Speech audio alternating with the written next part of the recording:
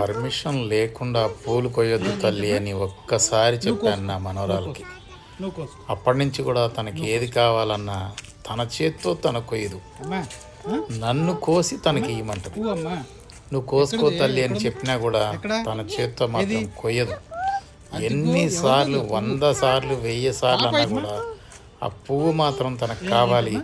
తన చేత్తోని మాత్రం ఆ తప్పు చేయదు.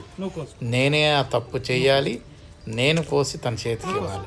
చూడండి, మీరే చూడండి, ఎన్నిసార్లు కోసుకోమన్నా కూడా తను కోసుకోకుండా నన్నే కోసి ఇవ్వమంటుంది. కానీ అసలు చెయ్యి దగ్గర వరకు పెడుతుంది కానీ కోసుకోవట్లేదు.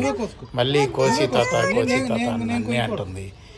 ఈ సంవత్సరంన్నర పిల్లకి ఇన్ని తెలివితేటలు ఉన్నాయి. నేను నా జీవితంలో ఎంత కోల్పోయానో ఈ పిల్లని చూస్తుంటే నాకు అర్థమవుతుంది.